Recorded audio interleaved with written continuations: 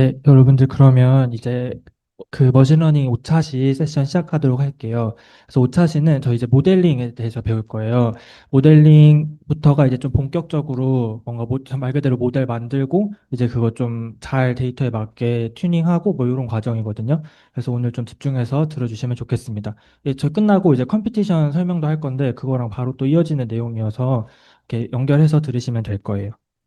그래서 저희는 네, 이제 이렇게 구성이 되어 있고요. 제가 이렇게 모델링 이렇게 얘기를 했잖아요. 그러니까 모델이라고 하는 게 뭐냐면 이제 머신러닝이 가지고 있는 그 모델이 있어요. 여러분들이 이제 전 차시에서 들었던 뭐 KNN이라든지 뭐 아니면 로지스틱 회계라든지 뭐 그런 것들을 이제 각각 모델이라고 부르거든요.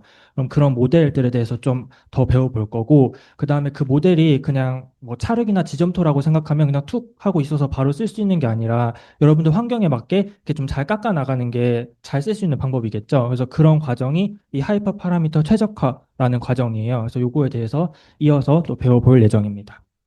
그래서 먼저 배깅이라는 거에 대해서 얘기를 해보도록 할게요. 그러니까 기존에 이제 뭐 이렇게 산발적으로 뭐 KNN 배우고 뭐 회기 배우고 이렇게 다양한 모델들에 대해서 배웠었는데 이제 제가 앞으로 이제 배깅하고 부스팅 계열의 모델을 설명할 거예요. 근데 요 두 개념은 좀 특히 더 많이 쓰이고 중요한 모델이에요. 그래서 여러분들이 좀 더 이렇게 눈을 크게 뜨고 봐주셔야 되고 일단 이 배깅이라는 개념 자체는 어떻게 출발을 하게 된 거냐면 이 과적합 문제에서 출발하게 됐어요. 그러니까 늘 머신러닝은 이제 과적합이 문제죠. 많이 배워서 그 데이터 자체를 거의 외워버려서 막상 테스트에 썼을 때 그냥 성능이 꽝인 게 돼버리는 거. 그러면 안 되잖아요. 그래서 그런 거에 대해서 이제 문제가 나온 거고, 그러면 우리가 결과만이 아니라 이 결과에서 앙상블을 한다는 거는 사실 여러분들 이제 다음 주에 좀 더 배울 텐데, 그러니까 결과에서 그냥 이거 가장 많이 나온 거 뽑고 뭐 이런 식으로 하는 게 아니라 과정에서 좀 여러 모델 자체를 이렇게 앙상블 해보면 어떨까라는 개념에서 출발하게 된 거예요. 그래서 결국 이 배깅이라는 거는 이 부트스트랩하고 에그리게이팅을 이제 합친 단어거든요. 그래서 그런 단어인데 이 부트스트랩이 뭐냐면 되게 좀 여러 분야에서 쓰이더라고요, 이 단어가. 그래서 말 그대로는 이제 이 부트스트랩이에요. 그러니까 이 부츠에 있는 요 뒤에 있는 이렇게 끈 같은 거를 부트스트랩이라고 하더라고요. 그래서 영어에서도 그런 표현이 있더라고요. 이 부트스트랩을 자기 자신이 당기는 거. 그거를 자기가 자기 상황을 뭐 더 개선시키거나 뭐 이런 상황을 그렇게 얘기한다고 하더라고요. 그러니까 마찬가지로 이 부트스트랩도 이 데이터 이 사이언스에서는 자기 자신을 좀 더 증강을 하는 거예요. 그러니까 데이터를 자기 자신 뭐 다른 도움 없이 자기 자신에서 좀 더 이렇게 부풀려 보는 거예요. 그래서 그렇게 하는 거고 에그리게이팅 이제 합치는 걸 말하는 거겠죠. 그래서 일단 부트스트랩 셋을 뽑습니다. 어떻게 뽑는 거냐면 뭐 특별할 거 없어요. 복원 추출을 하는데 이 복원 추출이라는 거는 우리가 뭐 뽑으면 그냥 그대로 두는 게 아니라 다시 넣고 또 다시 뽑고 이렇게 얘기를 하는 거죠. 그럼 당연히 제가 뽑았던 게 또 뽑힐 수도 있겠죠. 그런데 여기 12개의 데이터가 있잖아요. 그래서 이걸 다 복원 추출을 n번 하게 됩니다. 그러니까 n개의 데이터셋이고 제가 n번 한다고 했는데 n개의 데이터셋이고 이제 여러 번 이렇게 뽑게 돼요. 그래서 뽑은 거 자체를 이제 부트스트랩 셋이라고 하고 그 각각의 모델이 있겠죠. 그럼 그 모델이 이제 뭐 이제 뒤에 배울 게 이제 우리 결정 트리에 대해서 배울 건데 뭐 결정 트리 모델이라고 하면은 이 결정 트리 모델 1, 2 쭉쭉쭉 n 이렇게 있는 거죠. 그래서 그렇게 했을 때, 근데 제가 아까 데이터셋이 n개라고 했는데, 여기 표기는 여기가 n이네요. 예, 그럼 데이터셋을 뭐 m개를 뽑았다고 하면 될 것 같아요. 여기서 m은 12개가 되겠죠? 여기 12개니까. 그래서 그렇게 보건 추출을 하고, 각 결과값을 도출합니다. 예를 들어서 어떤 사진을 줬을 때, 아, 이건 고양이야. 뭐 이거는 개야. 이거는 금붕어야. 뭐 이렇게 다 모델이 값을 주겠죠? 그랬을 때, 결과값을 앙상블 하는 겁니다. 아, 가장 고양이가 많이 나왔어. 아, 그러면 이건 고양이야. 이렇게 하는 게 이제 분류 문제에서의 일이겠고 회귀라고 하면은 이거 전체를 다 평균을 내자. 그렇게 해서 우리가 결과값을 내는 걸 회계에서 이렇게 볼 수 있어요. 그래서 이렇게 하는 게 이제 배깅인데 배깅에서 이제 좀 더 뻗어나가서 나온 개념이 이 랜덤 포레스트라는 개념이에요. 말 그대로 랜덤한 어떤 숲의 구조를 띠는 모델이다. 이렇게 봐주시면 되는데, 배깅과 유사한 구조고, 이제 병렬 처리가 가능하다는 특징이 있어요. 이렇게 여러 트리를 만드는 거거든요. 그래서 트리를 만드는데, 이 특징이라고 하면은, 아까 처음 나왔던 이 부트스트랩 샘플, 그러니까 아까 복원 추출하는 거 있었잖아요. 그래서 거기서 오는 것이 맞고, 그 다음에 이름이 랜덤 포레스트다시피, 이 랜덤한 거를 추가해 줘야 돼요. 그래서 데이터 보면 우리가 이제 X, 그걸 뭐 피처라고도 하고, 뭐 특성이라고도 하고, 뭐 그렇게 다양하게 부르죠. 그래서 그거에 대해서 랜덤하게 선택을 해요.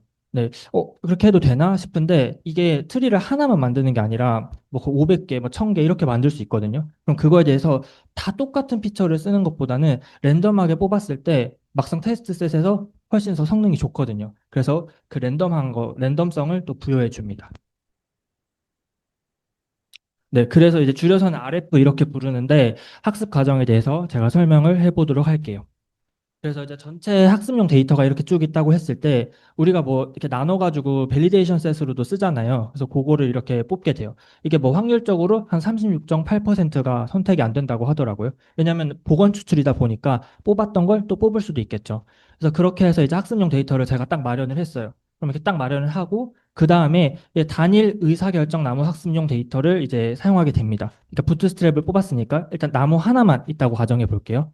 그리고 여러분들 뭐 그 엔트로피 뭐 증가 감소한다 이러면서 가지치는 그 나무에 대해서 배웠던 거 기억나시죠? 그럼 그거 나무 하나 있다고 생각하는 거예요. 그럼 그게 있다고 생각하는 거고 특정 피처를 선택하게 됩니다.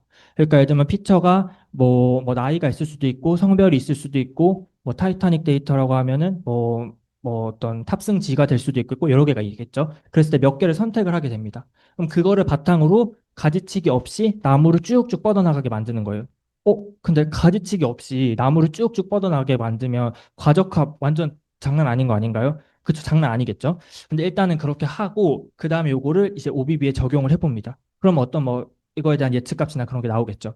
근데 이 가지치기 없이 최대 성장해도 괜찮은 이유는 우리가 이 트리 수만큼 반복을 하기 때문이에요.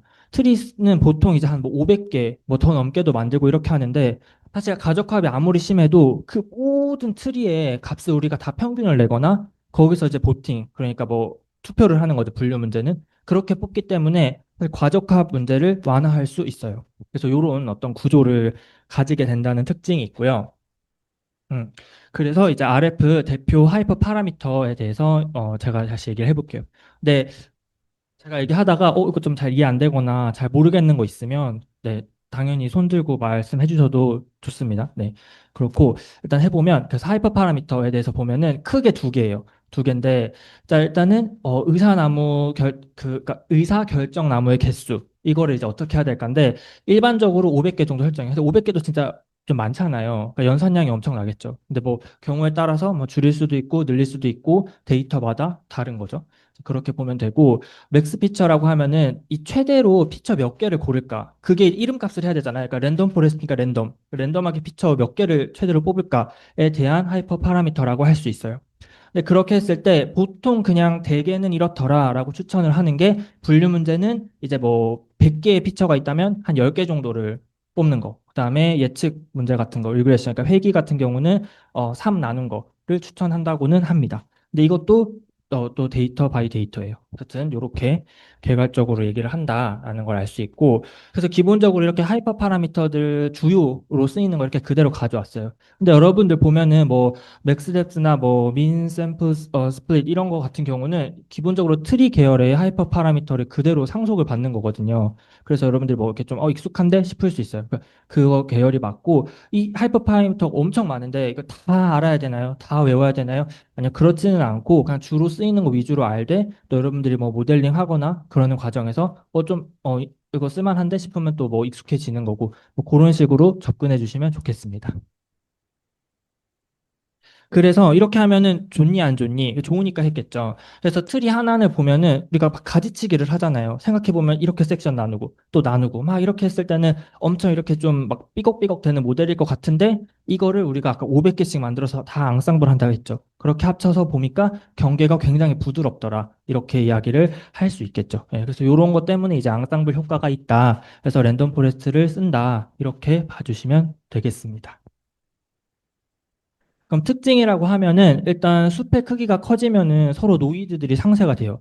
그러니까 아무리 뭐 진짜 막 이상치가 있어도 이상치가 뭐 맨날 뽑히지 않을 거 아니에요. 애초에 이상치니까.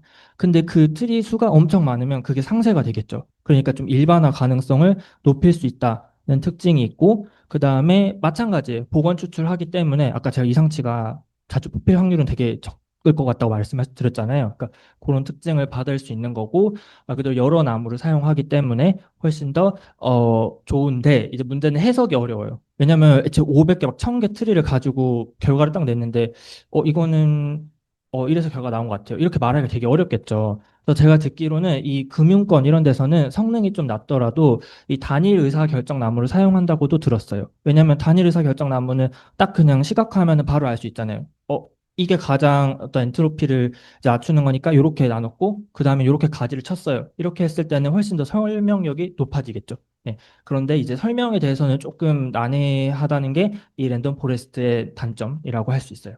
그리고 피처 차원이 높고 이건 이제 계산이 너무 많이 되니까 좀 힘들고 그다음에 이 스파스 그러니까 이게 사실 희소하다라고 한국말로 하는데 보통 수업 듣고 하면 아마 스파스라는 말을 더 많이 들을 거예요, 여러분들이. 그래서 저도 주로 이렇게 얘기를 할게요. 그러니까 스파스, 그러니까 0이 많은 거죠. 의미 없는 정보가 너무 많은 거. 그런 데이터에선 잘 작동하지 않아요. 왜냐면 트리 계열 자체가 여기서 잘라야겠다. 자르고 여기서 잘라야겠다. 자르고 이렇게 해야 되는데 0이 너무 많아 버리면 어디서 잘라야 되지? 좀 쉽죠. 너무 이렇게 방대하기도 하고 그래서 그럴 때는 잘 작동하지 않습니다. 좀 더 덴스한 데이터에 더 잘 맞겠다 이렇게 여러분들이 볼 수 있죠. 그런데 한때는 이 랜덤 포레스트 모델이 굉장히 잘 나갔어요. 그래서 뭐 컴페티션이나 뭐 할 때도 주로 이 모델을 잡고 이제 뭐 앙상블 하거나 뭐 이런 식으로 얘기를 했었거든요. 그런데 이제 더 강력한 모델이 등장해요. 그러니까 늘 1인자일 수는 없잖아요. 그래서 등장을 한 게 이제 그레디언트 부스팅이라는 개념이 등장하게 됩니다. 그래서 제가 이렇게 네 개 모델에 대해서 여러분들한테 알려드릴 건데 일단 그레디언트 부스팅이 나왔어요. 나왔는데 이제 역시나 과적합 늘 어떤 머신러닝의 문제죠. 그래서 과적합에 이제 문제가 있고 속도를 좀 개선한 XGB, 익스트림이에요, 이게. 그래서 그렇게 나왔는데 그래도 좀 속도가 우리는 더 좀 달랐으면 좋겠어라고 해서 이제 라이트 GBM이 나오고 근데 좀 범주형 변수에 대해서도 우리는 좀 잘 이렇게 하고 싶어라는 말이 나와서 카테고리에서 캣부스트라는 모델이 등장하게 됩니다. 이렇게 네 개에 대해서 좀 이렇게 흐름을 타고 계속 설명을 해볼게요. 그래서 첫 번째는 이제 아다 부스트라고 하는데 뭐 에이다 부스트라고도 하고 그래서 이렇게 있는데 이건 아주 이제 기본적인 모델이고 설명을 위해서 가져온 거지 막상 여러분들이 뭐 컴페티션 하거나 뭐 할 때는 그렇게 쓰지는 않을 거예요. 왜냐면 훨씬 더 뒤에 나온 라이트 GBM이나 XGB 같은 성능이 높은 모델들이 있기 때문에 근데 이 설명을 위해서 제가 시작을 여기서 할게요. 그래서 일단 아다 부스트인데 이 아다는 이제 어댑티브에서 온 거예요. 그러니까 적응을 하는 거라는 거고 이 부스트는 이제 생각해보면 우리 막 게임에서 뭐 부스트 받는다 뭐 이런 얘기 하잖아요. 그러니까 뭐냐면 뭐 끌어올리고 뭐 증가시키고 뭐 이런 의미인데 뭐를 하는 거지라고 했을 때는 이 오차, 그러니까 잘못된 부분을 좀 더 우리가 집중적으로 보겠다 이런 얘기를 하는 거예요. 그러니까 일종의 오답노트 같은 개념이라고 생각해 주시면 될 것 같고 그래서 부스팅 앙상블 학습이라고 나와 있는데 일단은 이 아다 부스터가 이제 어댑티브 적응을 하는 거죠. 근데 오차에 적응을 한다 이렇게 보는 거예요. 그래서 가장 처음에 이거를 데이터셋이 주어졌을 때 모델이 나눕니다. 근데 이거 잘못 나눴죠. 그러면 잘못 나눈 거 너만 집중적으로 보겠어. 이렇게 해서 그 다음에는 집중적으로 보니까 요거는 잘 나눴죠. 잘 들어갔잖아요. 그쵸? 근데 요게 잘못 나눠졌죠. 그쵸? 그래서 이거를 계속 반복을 하는 거예요. 그러면 쭉 이렇게 왔다 갔다 왔다 갔다 하면서 이게 이제 weak learner라고 해서 약한 학습기라고 불러요. 그러니까 그 자체로는 약해요. 근데 이거를 쭉 이렇게 막 학습을 하다 보고 그거를 모두 다 이렇게 합쳐버리면은 훨씬 더 강해지겠죠. 그래서 그거를 우리가 strong learner라고 이야기를 합니다. 그래서 이제 우리가 부스팅의 이제 앙상블 학습이라고 하는 게 여러 개를 만들어서 그거를 다 합쳐서 만든다라고 해서 앙상블 학습이라고 얘기를 하는 거고 오차에 적응을 하는 과정인 거죠. 그렇죠? 틀린 거 너만 더 집중적으로 보겠어. 이렇게 이야기를 하는 거니까. 그래서 그런 거고 순차적으로 학습을 해 나가는 거다. 이렇게 봅니다. 그래서 잘못된 거, 내가 틀렸던 문제들, 내가 잘 못했던 것들, 그거를 더 유심히 보는 거라고 봐주시면 돼요.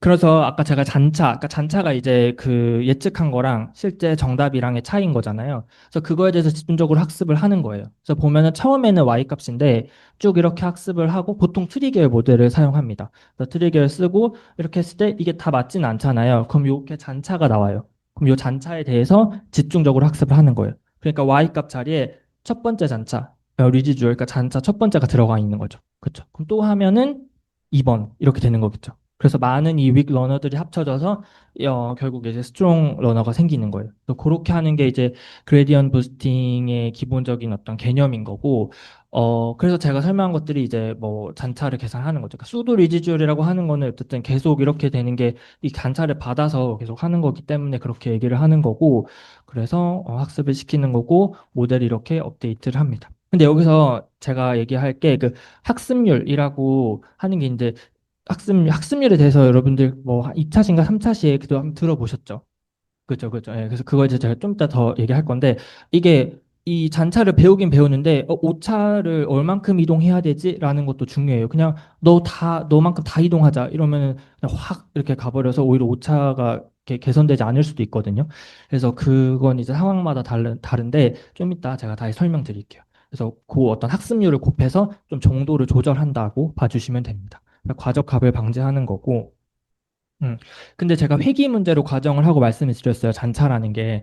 그렇게 하는데 그럼 분류에서는 못 쓰냐라고 했을 때 그렇진 않아요. 분류에서도 쓸 수 있고 분류라고 하면은 기본적으로 이제 뭐 개랑 고양이가 있을 때 뭐 일단 0.5, 0.5 확률이다. 이렇게 그냥 딱 준다고 하면은 거기서 이제 오차를 보정하는 데 집중을 합니다. 그럼 이 분류는 뭐 0 아니면 1이잖아요. 그래가지고 이 정답 확률 1에 이제 가깝게 계속 학습을 하게 되는 거고 마지막에는 고양이니까 고양이에 가장 좀 가깝게 나오게. 그래서 그 어떤 확률에 대한 수를 좀 정답에 이렇게 가깝게, 1에 가깝게끔 나오게 학습을 한다고 봐주시면 됩니다. 근데 아마 여러분들이 이렇게 개념적으로 이해하기에는 회귀 문제에서 쓰이는 방식이 훨씬 더 이해하기 쉬울 거예요.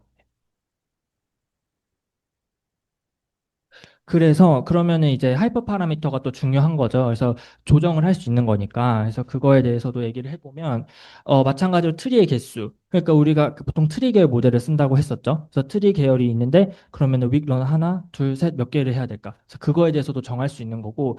그러니까 늘 트레이드오프 관계인 거예요. 많으면 많을수록 좋은데 문제는 돈 들고 시간 들고 뭐 세월아 내월아 할 수는 없는 거니까 적당한 시점에서 또 끊어야 되잖아요. 뭐 과적한 문제도 있고. 그러니까 그걸 잘 선택해 줘야 되고 아까 러닝 레이트, 학습률에 대해서 얼마나 틀린 거를 반영할지. 그러니까 틀린 걸 무조건 다 받아들인다고 좋은 건 아니거든요. 그거는 또 좀 이따 뒤에 가서 말씀드릴게요. 그래서 이제 이게 그 뒷페이지인데 이렇게 골프에 비유를 하는 경우가 종종 있어요. 그러니까 골프를 이제 홀인원을 하기는 쉽지 않죠. 그래서 그런데 이제 이렇게 우리가 뭐 이만큼 가고 그다음 여기가 골 넣는 지점이면 또 요만큼 갔다가 또 요만큼 갔다 요만큼 갔다가 계속 이렇게 좀 더 미세하게 그 조정을 해주는 그런 걸 우리가 하잖아요. 그래서 그런 개념이라고 봐주시면 되고 수식을 제가 막 엄청 어려운 거를 막 많이 넣고 싶진 않은데 요거는 정말 뭐 머신러닝에서도 쓰이고 일단 딥러닝 수업 들을 때도 쓰이고 되게 그냥 인공지능 관련된 수업에서는 늘 이 수식이 따라 붙더라고요. 그래서 제가 그냥 가져왔고 제가 한번 다시 설명을 해볼게요. 이거 아마 여러분들이 3차신가 거기서 나와서 한번 더 보셨던 걸로 아는데 리마인드 한다는 느낌으로 다시 말씀드릴게요. 그래서 일단 그 잔차를 학습한다고 했잖아요. 그 오차가 있는데 이게 이제 로스 펑션이라고 했을 때 이렇게 로스 펑션이 있는데 우리가 지금 여기 있다고 쳤을 때 지금 여기로 가야 이 로스가 가장 줄어드는 거잖아요. 그쵸? 그러면은 우리가 플러스 쪽으로 가야 되는 거죠. 그쵸?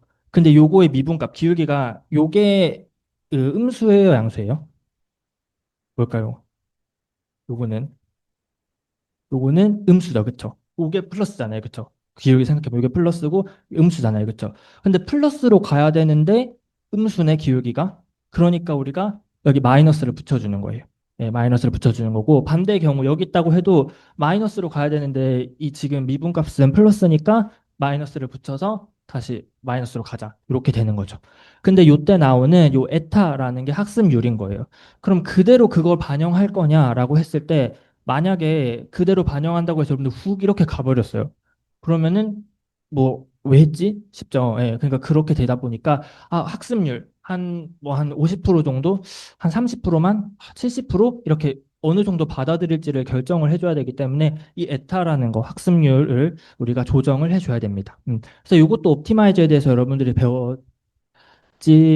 네, 배웠을 거예요, 아마. 그쵸. 그래서 그렇고, 그쵸. 요 학습률에 대해서도 이렇게 하이퍼 파라미터다. 잘 조정을 해주는 게 중요하다. 이런 얘기를 드립니다. 요건 딥러닝에서도 계속 쓰이더라고요. 그래서 설명을 드렸고, 네, 그래서 장점, 단점이라고 하면은, 장점 하면은 이제 높은 예측 성능. 그러니까 성능이 되게 잘 나왔어요. 랜덤 포레스트에 비하면. 그리고 대부분의 경우에 그냥 여러분들이 막 이렇게 그냥 아무 데이터셋에 해봐도 기본적으로 이 GBM 계열 모델들이 좀 성능을 잘 내요. 그러니까 정말 그냥 생짜로 돌려도. 예. 그래서 일단 성능이 좋아서 주목을 받게 됐고, 뭐 다양한 손실환수 사용할 수 있다. 뭐 이건 그냥 부가적으로 알아두시면 되겠습니다. 그런데 또 단점이라고 하면은 학습 속도가 느려요. 그래서 왜냐면 그 랜덤 포레스트는 아까 병렬적으로 처리가 가능하다고 말씀드렸잖아요. 왜냐면 하나 나무 뻗어나갈 때 동안 다른 나무는 독립적으로 뻗어나가는 거니까 뭐 영향을 줄 그게 없잖아요. 그렇죠? 근데 여기서는 그 아까 윅 러너가 하나, 둘, 그러니까 걔 걸 받아서 내가 학습하고 또 받아서 넘겨주고 이러다 보니까 학습 속도가 느려요. 예, 느려서 좀 그게 단점이고 과적합, 그쵸? 그냥 애초에 틀린 거 자체를 배우는 건데, 그거를 계속 집중해서 배우는 친구인데, 테스트 데이터셋에서 과적합이 일어날 확률이 좀 높아지겠죠. 뭔가, 그래서 그런 단점이 있고, 이제 이상치에도 민감하다. 그쵸? 왜냐면 잔차인데 이상치가 하면은 잔차가 커져버리니까 더 민감하겠죠.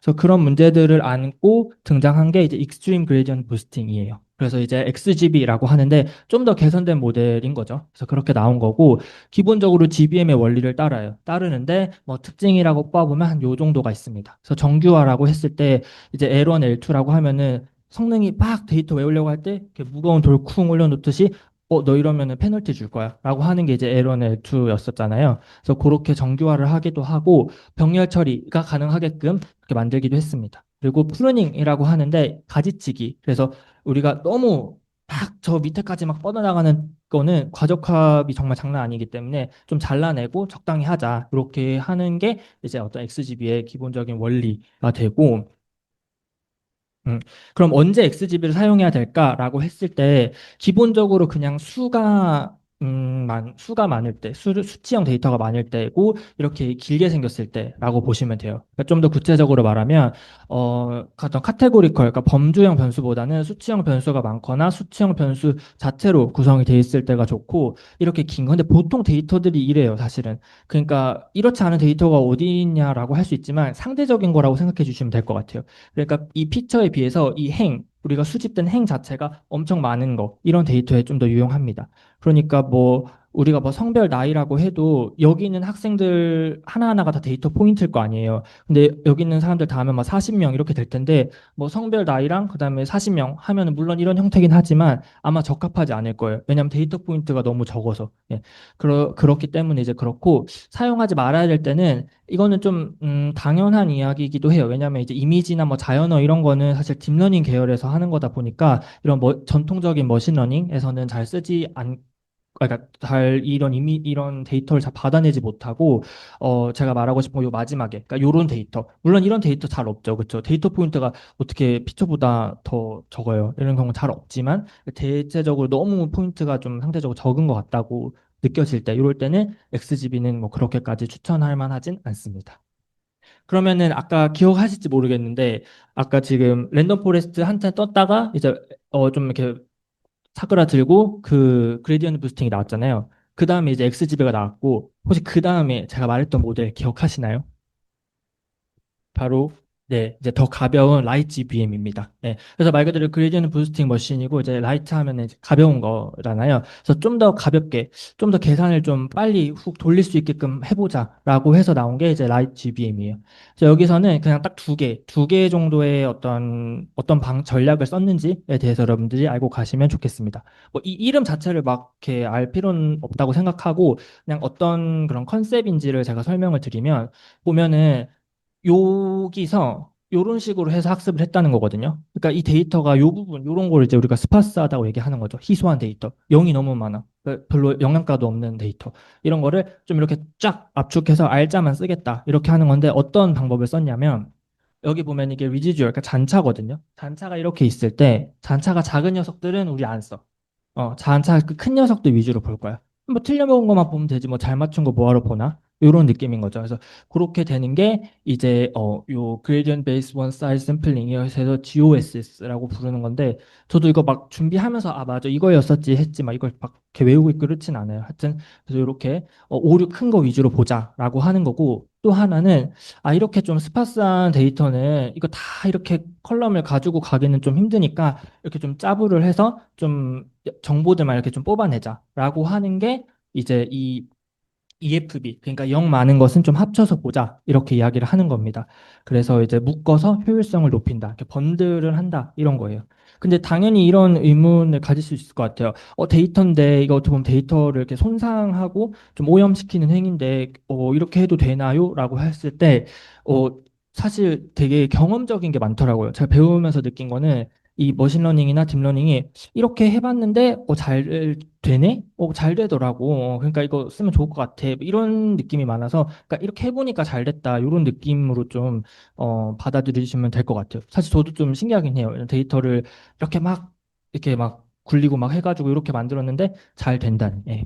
근데 물론 당연히 뭐 만능인 건 아니고 뭐 과적합도 있고 뭐 그런 문제들도 있죠. 예. 그래서 그런 건 이제 계열이 비슷한데 이 친구는 좀 특별해요. 이 친구는 이제 러시아에서 만들어졌다고 알고 있는데 부스팅 계열 중에 이 범주형 변수에 대해서 이제 좀 집중적으로 잘 만들고 싶어서 나온 모델이라고 봐주시면 되겠습니다.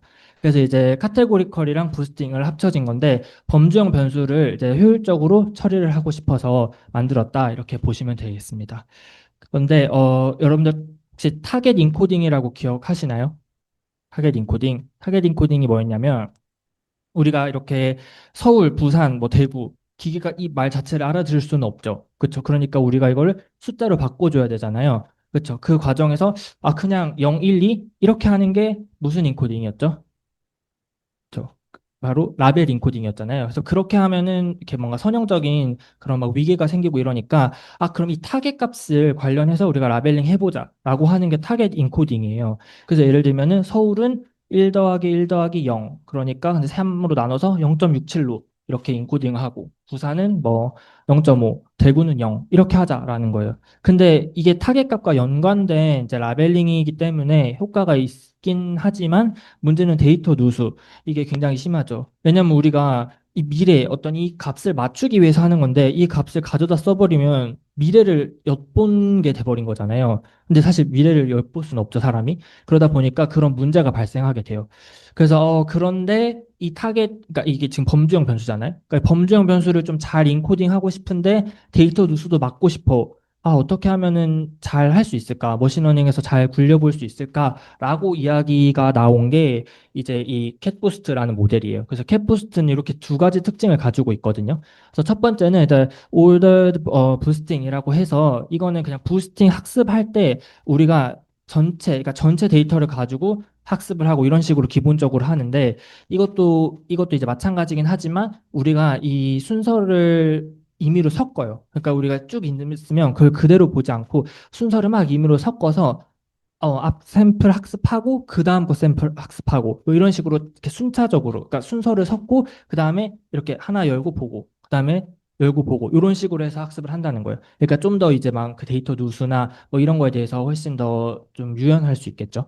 그래서 그런 걸 가지고 있다. 그래서 일반화 성능을 향상했다. 이렇게 볼 수 있고 그다음에 이 타겟 인코딩인데 타겟 인코딩이긴 한데 이제 그 ordered를 붙여서 요게 캣부스트의 좀 메인 특징이에요. 그래서 이전 샘플들의 Y값 평균만 사용했다라고 이야기를 해요. 이게 무슨 말인가 싶죠. 그래서 제가 뒤에 예시가 있으니까 같이 설명을 제가 드려보겠습니다. 그래서 보면은 자 일단은 여러분들 인코딩을 할 때 우리가 당연히 뭐 이렇게 미래에 있는 거나 이런 거 볼 수 없기 때문에 일단 행 첫 번째 서울만 주어졌다고 해봐요. 서울 어떻게 인코딩 해야 될까 했을 때 아니 서울만 있으니까 뭐 아무것도 모르잖아요. 그랬을 때 이제 전체 있는 그것을 우리가 나눠서 이 0.6을 초기 값으로 써요. 그러니까 요게 타겟이니까 요거 전체 더해서 그러면 3을 5로 나누는 거겠죠. 그럼 0.6이니까 일단 0.6을 써요. 0.6을 쓰고 그다음에 부산이죠. 근데 부산이 그 전에 나온 적이 있나요? 없잖아요. 그죠? 그러면 0.6을 씁니다. 근데 그 다음 서울 나왔는데 서울 우리 나온 적 있죠? 그렇죠? 그러면 서울 나온 거 있으니까 그거 관련해서 써보는 거예요. 근데 서울이 지금 한 행만 나왔었죠. 그러면은 우리는 그냥 평균 낸 거. 요거 1, 분의 1, 그러니까 1이죠. 그거를 갖다 쓰는 거예요. 예. 그리고 대구는 또 안 나왔으니까 0.6. 근데 서울 보면은 서울은 우리가 지금 두 행이 나왔었잖아요. 그렇죠? 그러면은 이거는 1 더하기 0 을 2로 나눈 값을 해보자. 이렇게 해서 0.5 이렇게 평균을 내서 씁니다. 그래서 이렇게 하는 게 이제 캣부스트의 특징인 이제 order target encoding이라고 얘기를 해요. 그래서 이렇게 되는 건데 좀 이상하다고 생각할 수 있어요. 왜냐면은 서울에서 인코딩 된 거랑 여기도 서울인데 지금 0.5, 0.6 이게 좀 다르잖아요. 이렇게 하는 게 맞나 싶은데 사실 이렇게만 하고 끝내는 건 아니고 엄청 이 모델을 또 이걸 여러 번 해요. 그래서 그거를 합쳐서 평균을 내고 뭐 이렇게 스무딩을 하고 이런 기법을 사용하거든요. 그래서 그런 식으로 좀 진행을 한다는 거 알고 계셨으면 좋겠습니다. 그래서 그냥 핵심은 캣부스트 캐시 카테고리 범주형 변수에 좀 특화돼 있다. 이렇게 봐주시면 되겠습니다. 네, 그래서 캣부스트의 한계는 이제 아무래도 범주형 자체가 뭔가 이렇게 희소하지 않잖아요. 뭐 다 차 있고 서울, 부산, 뭐 대구 이렇게 있는 거다 보니까 그래서 일단 희소 행렬은 미지원이에요. 그러니까 스파스한 데이터에는 좀 잘 맞지 않는 것이고 수치형 변수가 많을 때는 이제 학습 시간이 오래 걸릴 수 있어요. 애초에 태생 자체가 그러니까 카테고리에 맞춰서 나온 거기 때문에 그렇게 나온 거예요. 그래서 그렇게 나온 거다라고 보시면 되겠습니다. 네. 그 다음에는 이제 챕터가 바뀌었어요. 챕터가 바뀌었고 다른 얘기를 하려고 합니다. 바로 하이퍼 파라미터에 대해서 얘기를 하려고 하는데 사실 제가 계속 하이퍼 파라미터 얘기했는데 이거에 대해서 명확히 이야기를 하진 않았어요. 이걸 사실 앞서서 먼저 해야지 좀 됐는데 제가 구성상 여기 넣어야겠더라고요. 그래서 얘기를 해보려고 하는데 일단은 저는 이거 배울 때 무슨 생각이 들었냐면 그 뉴진스의 하이보이라는 노래가 있잖아요. 근데 하이보이가 무슨 맥락으로 쓰이냐라고 했을 때 이 뮤비를 보면은 다니엘이고 혜린이죠. 근데 보면은 같은 메시지를 보내요. 그러니까 남자가 이렇게 양다리를 걸치고 있는 뭐 그런 상황을 뮤직비디오에서 이렇게 보여주고 있거든요. 그랬을 때 그런 것도 이제 받아보고, 그 다음에 이 하입이라는 말 자체가 뭔가 굉장히 이렇게 과장 광고된 이런 말로 이제 영어에서 쓰인다고 하더라고요. 그래서 네이버에서 찾아봐도 과장 광고, 뭐 선전 이런 거라고 이제 얘기를 하는데, 그랬을 때 뭐 하이보이는 굉장히 이렇게 뭐 허세남 뭐 이런 식으로 볼 수 있을 것 같아요. 그래서 제가 왜 이런 얘기를 했냐면 그러니까 하입이 뭔가 이렇게 붕 떠 있는 그런 느낌, 그 과장된 뭔가 그런 이미지라는 걸 좀 여러분들이 가지고 가시면 좋겠다는 거예요. 그럼 그렇다고 했을 때 이 하입, 그다음에 하이퍼, R이 붙은 거죠. 이것도 마찬가지로 above, over 이렇게 나와 있어요. 그러니까 뭔가 붕 떠 있는 이미지가 그대로 가는 거죠. 근데 붕 떠 있는 이미지를 왜 계속 제가 얘기를 하냐면 이 하이퍼 파라미터는 그러니까 파라미터인데 붕 떠 있는 거예요. 그러니까 마치 파라미터의 파라미터, 그러니까 꼭두각시가 이렇게 실 조정하는 것처럼 그 위에서 이렇게 조정을 하는 거다. 이런 느낌을 여러분들이 가지고 가셨으면 좋겠어요. 물론 제가 하입을 얘기하고 하이퍼를 얘기하긴 했지만 뭐 찾아보니까 어원학적으로는 하이퍼가 먼저 나오고 이제 하입이 이렇게 나왔다고 합니다. 그래서 그런 얘기를 하는 건데 그러면 이제 하이퍼 파라미터가 이렇게 위에서 조정을 할 수 있는 거라고 제가 말씀드렸잖아요. 그러니까 큰 차이가 있어요. 그러니까 파라미터는 사람이 건들 수가 없어요. 그러니까 마치 꼭두각시 여기는 제가 이렇게 막 손으로 뭐 이렇게 할 수 있는 게 아니잖아요. 근데 이 위에 있는 거, 이 하이퍼 위에 있는 거는 제가 건들 수 있죠. 하이퍼 파라미터는 제가 건들 수 있는 거예요. 그래서 그 큰 차이가 있다는 거예요. 그래서 뒤에 가면은 네, 제가 이렇게 분리를 해놨는데 사실 머신러닝 할 때는 이 두 개의 차이에 대해서 그렇게까지 막 이렇게 주의 깊게 저는 듣지 않았던 것 같아요. 왜냐하면 파라미터라는 개념 자체가 뭐 그렇게까지 막 모델에서 중요하게 쓰이진 않아서. 근데 여러분들이 이제 다음에 이제 뭐 딥러닝이나 이런 거 배울 때는 되게 많이 듣게 되실 거예요. 이 파라미터랑 하이퍼 파라미터 이거는 되게 다른 개념인 거고 이거는 모델이 결정을 해주는 거. 요걸 잘 학습하게 하는 게 목적인데 어떻게 잘 학습하게 할까? 그 꼭두각시 실을 어떻게 하면 잘 조정할까? 그게 하이퍼 파라미터인 거. 요거는 사람이 할 수 있어요. 그러니까 사람이 해야 돼요. 그래서 요거를 이제 잘 하면 좋은데 어떻게 잘 할까에 대해서 얘기를 해보려고 하는 거예요. 그러니까 그러니까 최적의 어떤 이 하이퍼 파라미터를 우리가 구하고 싶은 거죠. 그래서 그걸 어떻게 하면 잘 할 수 있을까에 대해서 이야기를 하려고 하는데 제가 그러면 일단 이런 얘기를 한번 해볼게요. 이거 준비할 땐 저 여름이었거든요. 근데 지금은 이제 모기가 많이 없는데 모기를 잡는 걸 생각해 볼게요. 모기를 잡을 때, 그러니까 모기가 이렇게 천장에 이렇게 있다고 했을 때 이렇게 찬찬히 훑어가면서 모기를 잡는 사람도 있을 거예요. 그죠? 그리고 어떤 사람은 모기를 막 이렇게 랜덤하게 막 두드리면서 이렇게 모기를 잡는 사람도 있을 거예요. 그냥 아무 데나 뭐 두드려 보면서 잡지 뭐. 이렇게 하는 사람도 있을 거고, 누구는 내가 보니까 내가 저번에 여기서 많이 잡혔어. 그러니까 여기를 좀 두드려 보고, 근데 여기는 생각해보니까 한 번도 내가 잡아본 적이 없네. 그럼 여기 가서 좀 잡아봐야겠다. 이렇게 생각할 수 있단 말이죠. 그래서 이런 어떤 모기를 잡는 걸 이렇게 세 가지 방식이라고 제가 생각을 해봤는데, 하이퍼 파라미터 찾는 것도 대표적으로 이렇게 세 가지 그대로 방식이 있어요. 그래서 그거에 대해서 얘기를 해볼게요. 그래서 일단 이 하이퍼 파라미터 최적화에 대해서 얘기를 해보면 어, 우리가 튜닝한다고도 얘기를 해요. 먼저 용어에 대해서 조금 정확하게 짚고 넘어가면은 우리가 기타도 막 튜닝한다고 얘기를 하잖아요. 그거는 이제 뭐냐면 기타는 사실 튜닝 사람 손으로 하죠. 그렇죠. 그래서 사람이 직접 이렇게 값을 좀 미세하게 조정하는 거를 하이퍼 파라미터 튜닝이라고 하고 옵티마이제이션은 자동화, 그러니까 좀 탐색적으로 어떤 그 알고리즘이나 이런 걸 통해서 하는 걸 옵티마이제이션이라고 합니다. 근데 사실 요거를 막 혼용해서 쓰기는 해요. 저도 좀 그런데 하여튼 그렇게 된다는 거고 그러면 이제 하이퍼 파라미터를 우리가 최적 잘 찾는 거, 그러니까 모기를 잘 잡는 거, 그런 거 우리가 하고 싶은 거예요. 그래서 그런 과정인 거고, 알고리즘이 이렇게 세 가지 정도가 있는데, 제가 설명을 드리도록 하겠습니다. 음.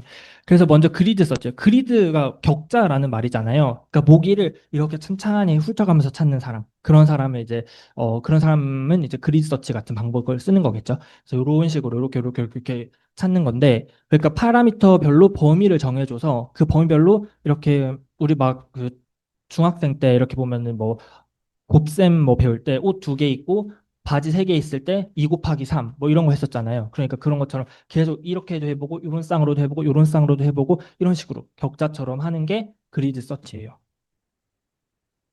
그래서 그리드 서치는 뭐 이런 쭉 파라미터가 있는데 그냥 한번 읽어보시면 되고 그 파람 그리드라고 있어요. 요거는 이제 리스트 형태의 딕셔너리로 주어져요. 그래서 우리가 어떤 얼만큼의 범위만큼 어떤 하이퍼 파라미터를 탐색을 해 나갈 건가에 대해서 이야기를 하는 거거든요. 요거는 실습 시간 때 제가 다시 보여드릴게요. 그래서 그런 어떤 코드에 그게 있는 거고 장단점이라고 하면은 뭐 직관적이죠. 그냥 이렇게 찬찬히 찾는 거. 근데 어떻게 보면 좀 무식하다고 느껴지지도 않나요? 그죠? 너무 정직한 그런 느낌이 나잖아요. 그래서 좀 등장을 한 게 이 랜덤 서치라는 친구가 등장하게 돼요. 랜덤 서치는 근데 이 친구도 좀 물론 원칙은 없어요. 그냥 진짜 랜덤하게 찾는 거예요. 그냥 막 이렇게 여기 그냥 아무렇게 막 두드려 보는 거예요. 예. 그렇게 찾는 게 이제 랜덤 서치인 거예요. 훨씬 다양하죠. 예. 그래서 여기서는 그리드 서치보다는 훨씬 다양한 조합이 시험 가능해요. 그리드는 애초에 내가 판을 딱 짜주는 거고 이 랜덤 서치는 그냥 이렇게 알아서 해봐 이렇게 하는 거기 때문에 그래서 그런 차이가 있습니다. 그래서 이제 마찬가지로 이제 파람 디스트리뷰션이라는 그런 매개 변수가 있고 음, 장단점이라고 하면은 뭐 한번 요거 읽어보시면 될 것 같아요. 근데 그러면 어떻게 주로 하나요? 라고 했을 때는 여러분들이 정말 뭐 지도도 없고 어떤 허벌판에 있다고 생각해 보세요. 보물을 찾아야 돼요. 그랬을 때는 뭔가 어느 지정을 딱 정하는 것보다 일단 첫 번째는 그냥 랜덤하게 막 찝어보고 좀 괜찮은 신호가 있는 데에 좀 더 집중적으로 갈 것 같잖아요. 그렇죠? 그래서 그런 느낌을 좀 생각을 해 보신다면 일단 기본적으로 랜덤 서치를 합니다. 그래서 막 이렇게 그렇게 찍어보다가 여기서 좀 로스가 적게 나오는데 뭐 어떤 평가 지표가 있으면 그게 적게 나오는데 했으면 고기를 집중 타겟으로 잡아서 그릴 서치 이렇게 해나가는 거예요. 또 그런 거가 이제 좀 권장사항, 그러니까 아주 뭔가 이상적인 그런 찾는 방법이고 하나가 더 있어요. 하나가 이제 모기를 찾을 때 아까 제가 과거의 경험에 대해서 이야기를 했었잖아요. 그 경험이 이제 베이지안 옵티마이제이션이라고 합니다. 이 베이지안이라는 거는 사람 이름이고 이제 학자예요. 학자인데 이 베이지안이라는 사람이 좀 통계학의 어떤 그런 관념을 뒤집었다 이렇게 얘기를 하더라고요. 그러니까 기존의 사전 정보를 바탕으로 우리가 어떤 확률을 변화할 수 있지 않을까? 기존에 어떤 정보가 있으면 그거를 우리가 가지고 좀 다르게 할 수 있지 않을까? 라는 얘기를 하는 게 베이지안이라는 사람이거든요. 그래서 이제 베이지안 옵티마이제이션인데, 그러니까 사전 정보를 활용하는 거예요. 그러니까 모기를 전에 잡아본 그 경험이 있으면 여기 있을 것 같아, 저기 있을 것 같아. 뭐 그런 사람이라면 어떻게 보면 당연한 그런 거를 해보자는 거죠. 그래서 나오는 개념이 뭐냐면 이 두 가지가 되게 중요해요. 늘 이 트레이드 오프 관계가 있는데 그러니까 익스플로이테이션이랑 익스플로레이션이 있는 거예요. 그래서 그러니까 활용을 할 수도 있고 탐색을 할 수도 있는데 그러니까 인생도 마찬가지죠. 그러니까 내가 지금 하고 있는 거 그거를 더 깊게 배울 수도 있어요. 그건 활용에 가깝겠죠. 근데 자기가 사실 하는 것만 하면은 사람이 되게 갇히게 되잖아요. 그러니까 좀 탐색도 필요하죠. 그러니까 이렇게 여러 개 좀 해보는 것도 필요하단 말이에요. 근데 어떤 게 맞을까는 사실 알 수가 없죠. 때마다 너무 다르고 사람마다 다르고 다르잖아요. 그러니까 마찬가지로 이 모델도 그것에 따라서 결정을 하는 거예요. 아, 내가 봤을 때 너무 나 여기만 봤어. 그러면 나 저기서 하이퍼 파라미터 찾아볼래. 라고 하는 게 탐색인 거고, 여기가 잘 나오니까 나 여기 집중적으로 해야지. 라고 하는 게 탐색이 아니라 활용이겠죠. 활용이 되는 거예요. 그래서 그렇게 하는 건데, 이게 뭐 그걸 어떻게 모델이 정보를 활용하나요라고 했을 때는 그런 관련된 막 알고리즘이 있어요. 그래서 그걸 바탕으로 이제 하게 되는 거고, 직관적인 예시를 통해서 마지막으로 이제 좀 하나 설명을 드리면, 이제 우리가 여기가 가장 어떤 불확실한 부분인 거잖아요. 지금 여기 찾았는데 불확실 부분이 커. 라고 했을 때 그럼 여기 찝어보자. 그래서 이렇게 찝었어요. 그랬더니 웬걸 성능이 너무 좋게 나왔죠. 그럼 그 다음에 모델이 예를 들어서 여기랑 여기 중에서 선택을 해야 된다고 했을 때 나는 내가 그냥 잘하는 거 더 잘하고 싶어 라고 했을 때는 평균 했을 때 더 성능이 높죠. 그럼 여기를 찝을 것 같고 나는 그래도 좀 새로운 거 해볼래. 뭔가 더 괜찮게 나올 수도 있을 것 같아. 더 괜찮은 하이퍼 파라미터 찾을 수도 있을 것 같아. 라고 생각하면은 여기를 찝을 수도 있겠죠. 예. 저도 이렇게 뭐 추측 아닌 추측을 한 거고 모델이 어떻게 작동할지는 그 전의 경험이나 이런 거에 다 기반하고 또 알고리즘에 따라서 다르기 때문에 제가 뭐 이렇게 딱 이렇게 된다 이렇게 뭐라 말하기는 힘들어요. 근데 그렇고 사실 이 베이지안 옵티마이제이션을 저는 좀 많이 씁니다. 예, 그리고 할 때도 꽤 유용해요. 그래서 여러분들이 그 세 가지 그 모기 잡는 방법 아까 제가 비유했었는데 그거를 좀 잘 섞어서 이 파이퍼 파라미터를 잘 찾는 게 되게 중요한 과제입니다. 뭐 컴피티션을 할 때도 그렇고 그냥 어떤 데이터마다도 이 하이퍼 파라미터 뭘 쓰냐에 따라서 성능이 되게 많이 차이가 나요. 예. 되게 많이라고 해서 막 0.1, 0.2 이런 경우도 있는데 사실 그게 컴피티션에서는 되게 크거든요. 왜냐면 소수 막 셋째짜리, 넷째짜리에서도 갈리고 이렇게 되기 때문에 그래서 그렇게 돼서 여러분들이 잘 좀 이렇게 응용해서 찾아봤으면 좋겠습니다. 그래서 내용은 일단 여기까지인데 저희가 오늘 좀 해야 될 게 많아요. 뭐 실습도 해야 되고 과제 설명 잠깐 있고 그다음에 ML 컴피티션 설명도 있거든요. 그래서 제가 뭐 쉬는 시간을 따로 뭐 갖진 않을 건데 이렇게 뭐 화면 전환하고 이럴 때 잠깐 뭐 물도 마시고 쉬시고 이렇게 해서 좀 이렇게 밀도 있게 제가 좀 나가 보겠습니다.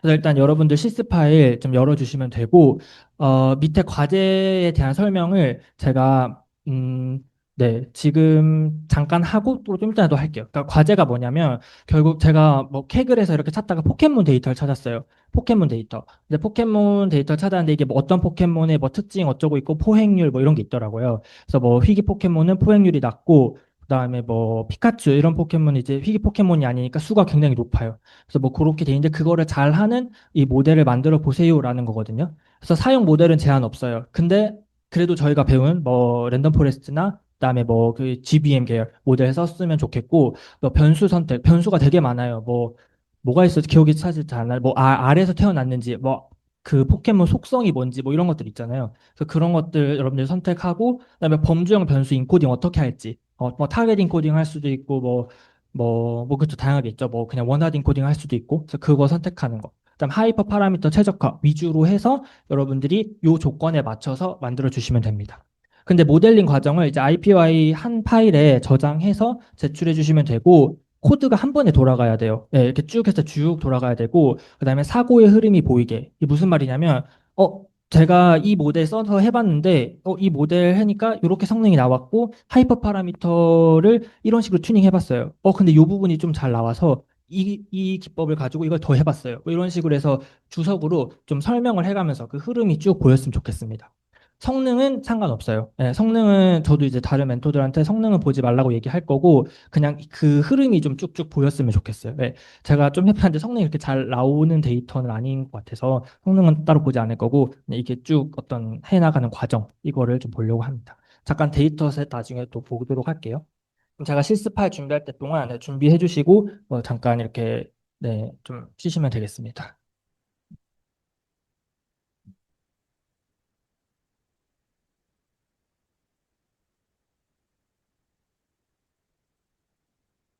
네, 제가 쉬라고 했는데 저 벌써 준비가 돼서 그냥 바로 하겠습니다. 됐죠?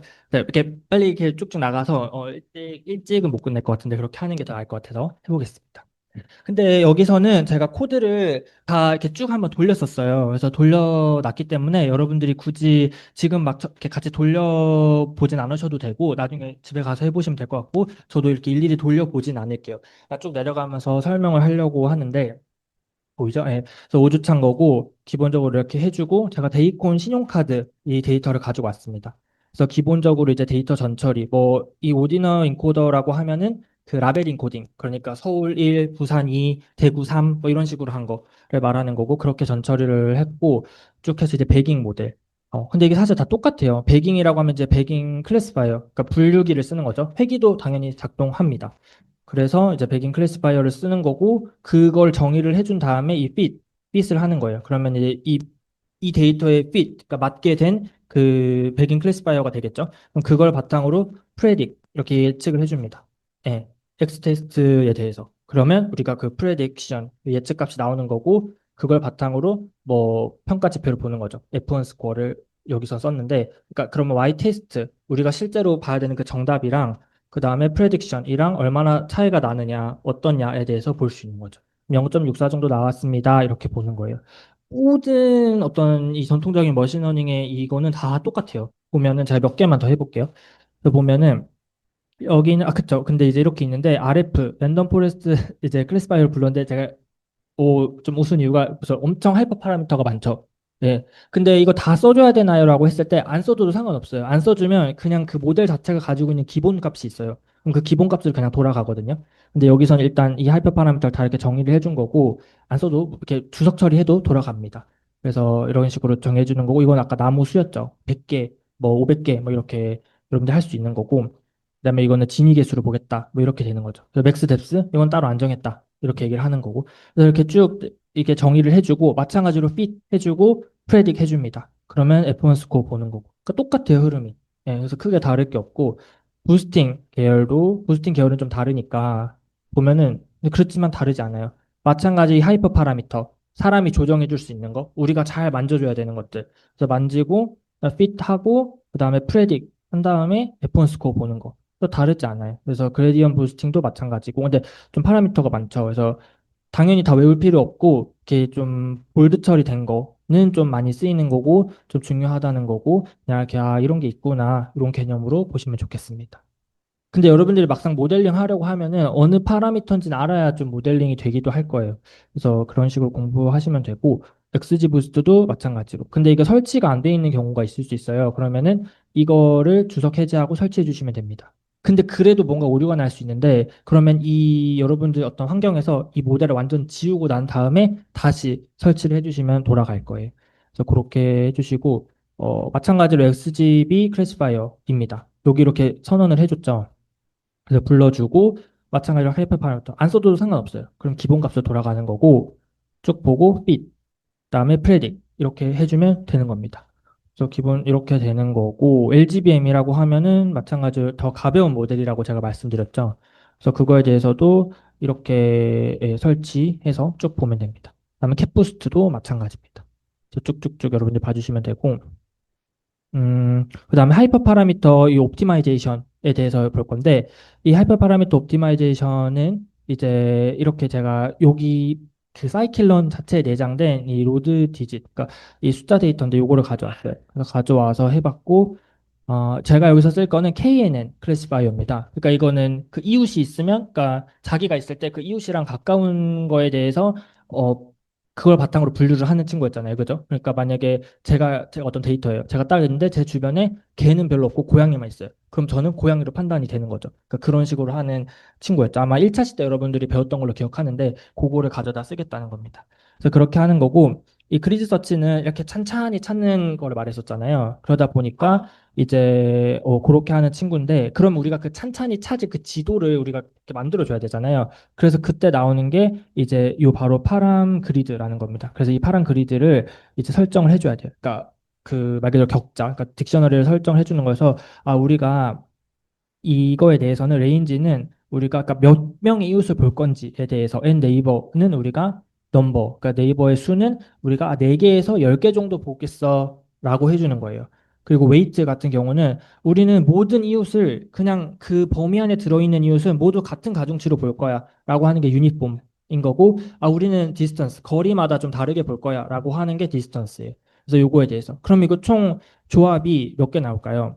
하면은 이제 요거 수 곱하기 요거 수대로 나오겠죠. 그래서 그거를 모델이 다 탐색을 해보는 거예요. 언제 성능이 가장 좋은지를 알아보기 위해서. 그쵸? 근데 사실 이거는 되게 아주 좁은 예시인 거고 엄청 많은 하이퍼 파라미터와 엄청 넓은 범위를 한다고 했을 때는 되게 어마어마한 연산량을 요구할 수 있겠죠. 예. 그렇기 때문에 여러분들이 잘 그거를 이렇게 조정을 해 나가야 됩니다. 그래서 그리서치에서 마찬가지로 모델은 아까 위에서 설정을 해줬어요.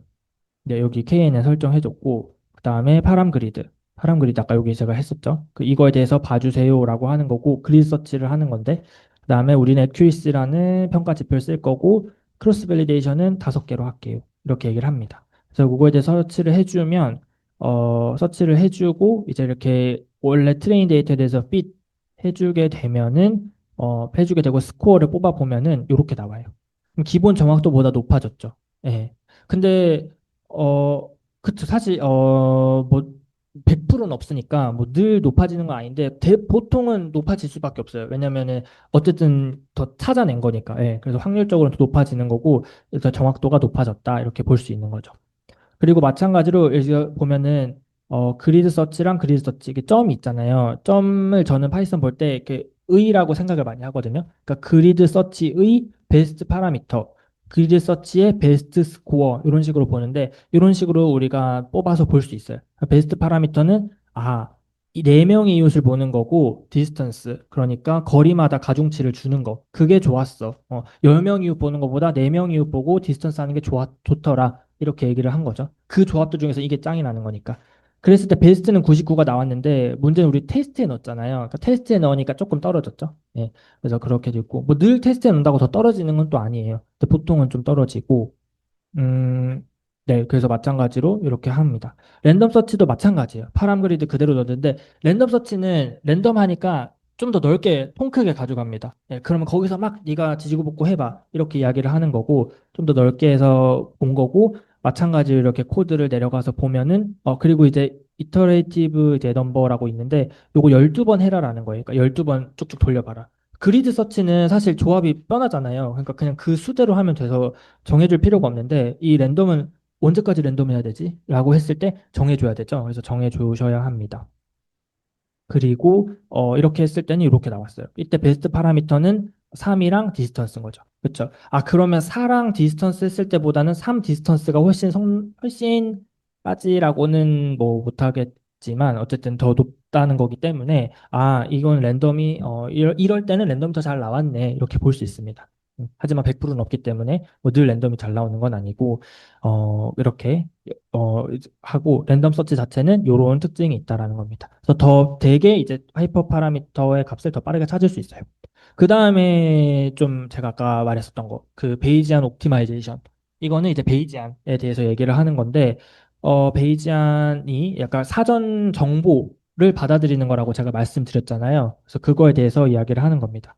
그래서 보면은 코드에 대해서 좀 설명을 해드리면, 일단 이런 함수를 보통 정의를 해요. 정의를 하고 그래서 트라이이라고 하는 게 있는데 트라이는 이제 옵튜나 그래서 이제 베이지안에서 보통 쓰는 라이브러리가 이제 옵튜나거든요. 그래서 이 옵튜나를 여러분들 설치를 해주셔야 되고 쓸 거면 그래서 트라이이라는 약속된 파라미터 이름이 있어요. 그래서 그거를 넣어주는 거고 우리가 그 어떤 범위를 정해주긴 해야 돼요. 그러니까 범위를 그냥 범위도 네가 알아서 하고 뭐도 알아서 해. 이렇게까지는 못하고 범위 정해주고 그 안에서 네가 네 사전 정보 바탕으로 좀 잘 찾아봐라고 하는 거거든요. 그렇게 했을 때 이제 인트를 제한해 주는 거죠. 그래서 정수형이면 이제 suggest int고 그다음에 suggest categorical은 범주형인 거고 그래서 이런 식으로 범위를 제공해 줍니다. 그래서 우리가 이제 하이퍼 파라미터에 적용해가지고 어 이렇게 써주는 거고 보면은 우리가 여기서 정의해 준 것들 여기 그대로 써 있는 거 알 수 있죠? 그래서 이렇게 정의를 해주고 그다음에 스코어는 우리가 accuracy를 썼는데 accuracy 해서 이렇게 반환해 주는 함수를 씁니다. 그래서 밑에 이렇게 실행을 해주면 돼요. 전 12번 반복했고 여기서 하나 볼 만한 게 이제 요거는 뭐 샘플링 알고리즘 중에 하나 그냥 이렇게 보시면 되고 이 디렉션이 맥시마이즈라고 했는데 accuracy는 높으면 높을수록 좋은 거죠. 그렇죠. 정확도니까. 근데 예를 들어서 뭐 MA나 MSE 이거는 높으면 높을수록 좋은 건 아니죠. 왜냐면 MA나 MSE는 우리 오차를 말하는 거잖아요. 그거는 기본적으로 우리가 줄면 줄수록 좋은 거죠. 예측값과 어떤 정답값의 그 오차가 늘면 늘수록 좋은 게 아니잖아요. 그랬을 때는 디렉션을 미니마이즈로 바꿔줘야 돼요. 그래서 그거의 특징이 있고, 그렇습니다. 그래서 이런 식으로 해서 학습해보면 이렇게 성능이 나왔다라고 하는 겁니다. 그리고 여기 지금 사진이 나와 있지 않은데, 혹시 여러분들 파일은 사진이 나와 있나요? 뭐 나와 있는 분도 있고 안 나와 있는 분도 있고 그쵸? 혹시 나와 있는 분들은 그 환경이 뭐예요 지금? VS 코드 안 나와 있는 분들 혹시 환경이 뭐죠? 코랩이요? 그쵸. 그죠. 전 VS에서 했어서 그런 건지 파일 같은 거 가지고 있는 것 같은데 돌려보면 아마 나올 겁니다. 그래서 나올 건데 이게 뭐냐면 그 어떤 파라미터가 더 중요했는지를 알려주는 거예요. 그래서 우리가 아까 유니폼 디스턴스도 있었고 그다음에 그 이웃 몇 개 이웃을 볼 건지도 있었잖아요. 그래서 그거에 대한 중요도를 이렇게 나타내주는 거거든요. 그래서 그거를 시각화해서도 볼 수 있습니다. 여러분들이 뭐 이제 컴피티션 하고 발표 준비도 해야 되고 이렇게 하잖아요. 그 DNA에서 할 때 그때 이런 시각화 자료를 보여줘서 좀 이해를 높일 수도 있겠죠. 뭐 그렇게 돼 있다라고 봐주시면 되고 그 다음에는 네, 그렇게 돼 있고 네, 근데 베이지안 그쵸. 근데 그래서 결국 베이지안을 찾았을 때 값은 이렇게 나왔잖아요. 근데 우리가 아까 랜덤 했을 때랑은 좀 다른 값이 나왔죠. 근데 보면 여기서는 지금 9858이 나왔고 음, 랜덤에서는 9888. 그러니까 랜덤이 여기서 더 잘 나왔죠. 예. 그래서 그거는 이제 상황마다 다른 거고, 사실 12번은 엄청 적긴 해요. 진짜 뭐, 어떻게 보면은, 배속 쪼개고 100번 이렇게 하는 게, 진짜 뭐, 시간만 되면 그렇게 하는 게 좋은데, 뭐, 상황마다 일단 다릅니다. 그래서 이렇게 되고, 여러분들이 만약에 어떤 모델에 대해서 이런 옵준화나 이런 베이지안을 하고 싶을 때, 사실 이걸 다 구현하기 힘들잖아요. 그러면 그냥 언어 모델 같은 거 사용해서 뭐 챗GPT나 클로드 이런 거 써서 이렇게 초벌한 다음에 코드 하나하나 이해하고 좀 이렇게 여러분들 맞게 변경하고 이렇게 해서 쓰시면 될 것 같아요. 저는 이렇게 하나만 가져왔지만 그래서 그렇게 해주시면 되고 그 다음에 과제를 열어주세요. 네.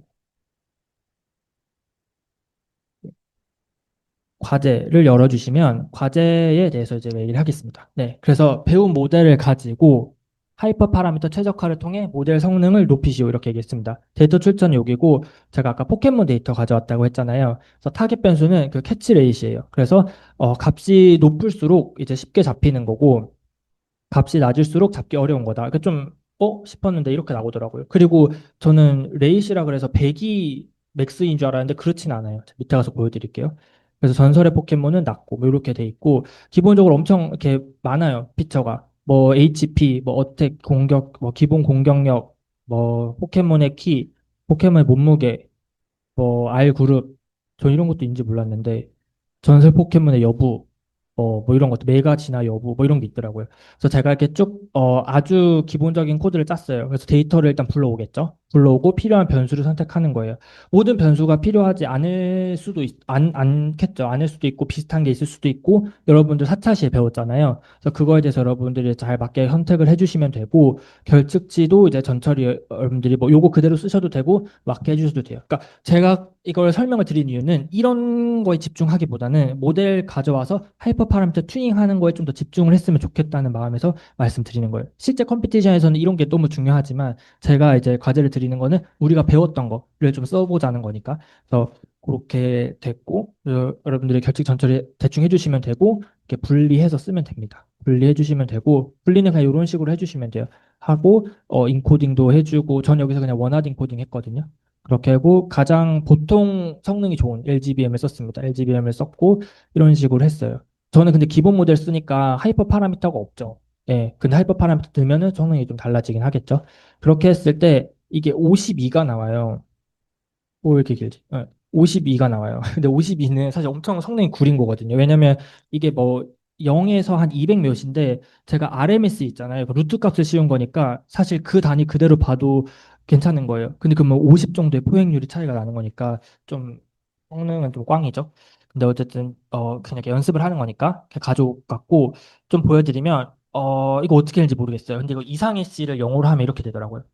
그리고 이거는 피카츄, 이거는 뮤츠였는데 제가 말하고자 하는 이 타겟 값을 보면은 확실히 뮤츠는 3, 전설 포켓몬이 그래서 낮아요. 근데 이상해 씨랑 피카츄가 차이가 생각보다 많이 나더라고요. 몰랐는데 이상해 씨는 이 정도 피카츄보다는 잡기 어려운 거죠. 그래서 피카츄는 요렇고 그래서 요렇게 된다는 거고 네, 여러분들이 좀 하면서 좀 조금 더 흥미를 느끼면 좋겠다는 마음에서 이 데이터를 가져왔습니다. 그래서 변수 선택, 범주형 변수 인코딩, 하이퍼 파라미터 최적화 위주. 그러니까 모델이랑 요거 최적화하는 거 위주로 이렇게 사고의 흐름 보이게 쭉 이렇게 해서 여러분들이 해주시면 좋겠습니다. 그래서 마찬가지로 다음 주 수요일 12시까지 제출해 주시면 되고 마지막으로 그 ML 컴피티션에 대해서 제가 설명할 거예요. 그거 그렇게 길진 않으니까 그거 설명하고 세션 마치도록 할게요. 네, 제가 잠깐 변경할 때 동안 그 ML 컴피티션 파일 좀 열어주세요. 감사합니다. 네, ML 컴피티션. 이제 이거가 어떻게 보면 여러분들이 이제 지금까지 달려온 거고, 오늘 배운 게 진짜 좀 어떻게 보면 실용적으로 써먹을 수 있는 거고, 이거를 다음 주 월요일부터 여러분들 팀별로, 스터디 그룹별로 진행하게 될 거예요. 그러니까 컴피티션, 그러니까 경쟁인 거죠. 그 경쟁이 좀 뭔가 비장한데 뭐 그런 것까지는 아니고 머신러닝 대해서 요거를 할 거예요. 그래서 설명을 드리면 기본적으로 이제 뭐 캐글이나 뭐 데이콘 이런 데서 진행되는 그런 컴피티션 같은 것인 거고 이제 ML 컴피티션은 참가자가 주어진 문제와 데이터를 바탕으로 머신러닝 모델을 개발 학습시키는 겁니다. 그러니까 모델 선택하고 그 하이퍼 파라미터 최적화하고 튜닝하고 이렇게 만드는 거예요. 그래서 정해진 지표가 있으면 이 기준대로 해 하면 이 기준에 이 기준 평가 지표를 높게 하거나 혹은 낮게 하거나 하는 거겠죠. 뭐 F1 스코어나 에큐리시 같은 경우는 높게 하는 게 이제 승산일 거고 뭐 MA나 MA나 뭐 MSE 같은 경우는 낮게 하는 게 여러분들이 이제 우승을 하는데 가까이 갈 수 있겠죠. 그래서 그렇게 경쟁을 하는 거예요. 그래서 전체적인 흐름은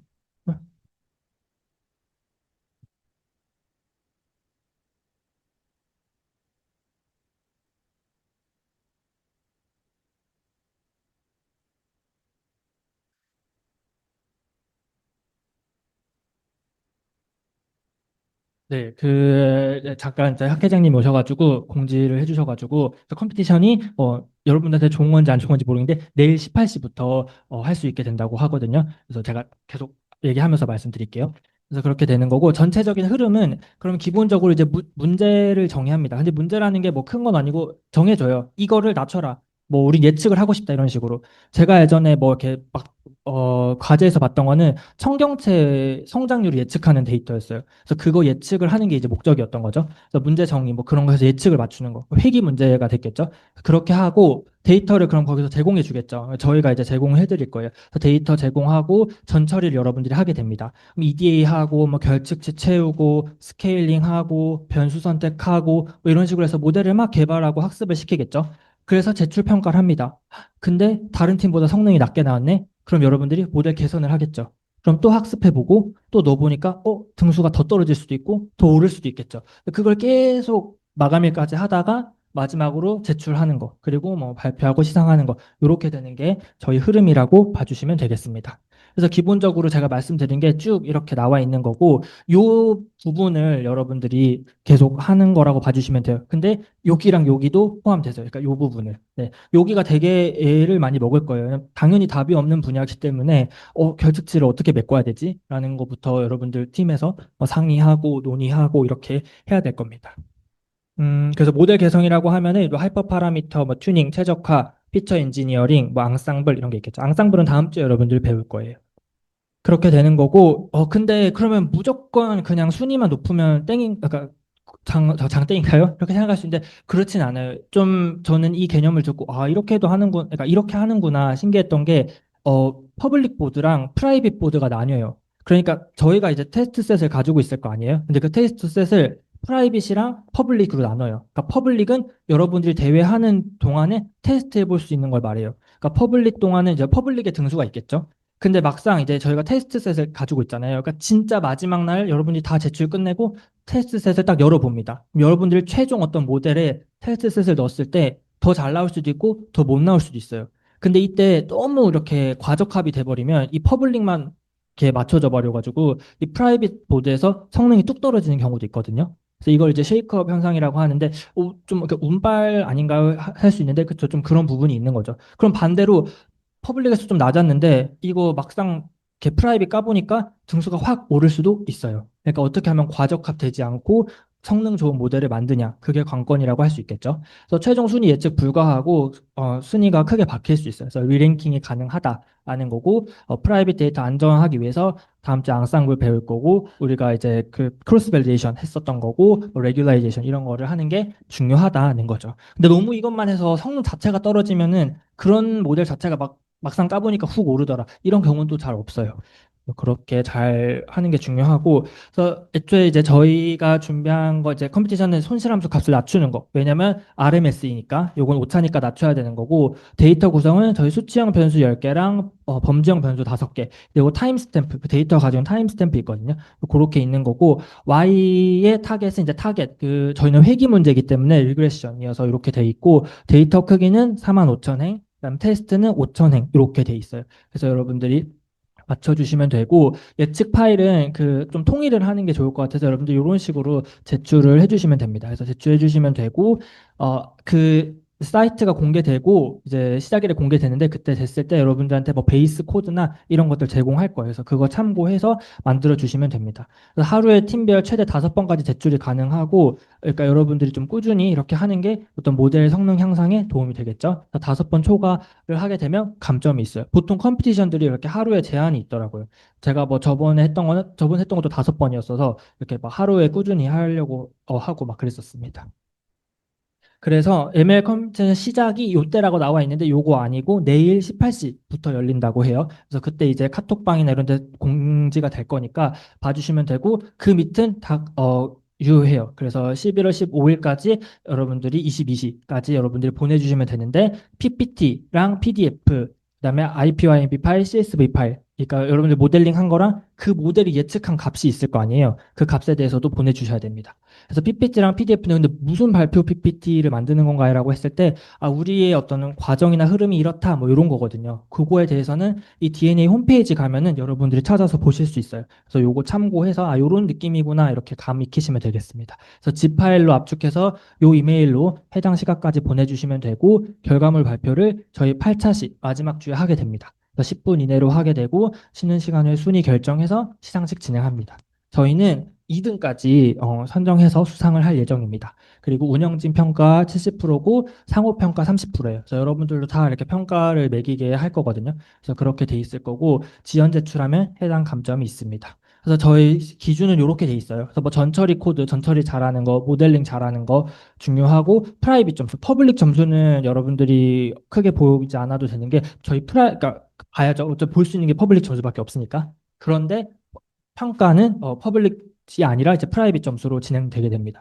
여기 있고 발표랑 발표에서 자료나 전달력 요거까지 해서 총 140점이고 여러분들 상호 평가한 거 60점 해가지고 200점 만점으로 해서 평가할 예정입니다.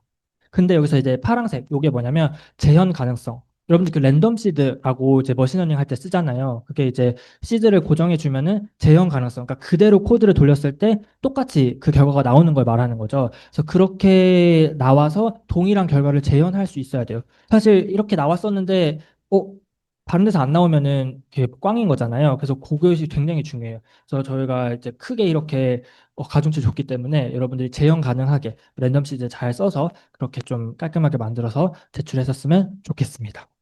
여기까지고, 네, 저는 저 마무리를 하고, 그래서 오늘 5차시 내용도 막 좀 빡빡하고 길고 했는데, 네, 잘 들어주셔서 감사하고, 뭐 하다가 모르겠는 과제에 대한 질문이나 뭐 그런 거 있으면 저한테 카톡 주시고 하시면 되겠습니다. 예, 그렇고, 네, 오늘 들어주셔서 감사합니다. 네, 감사합니다.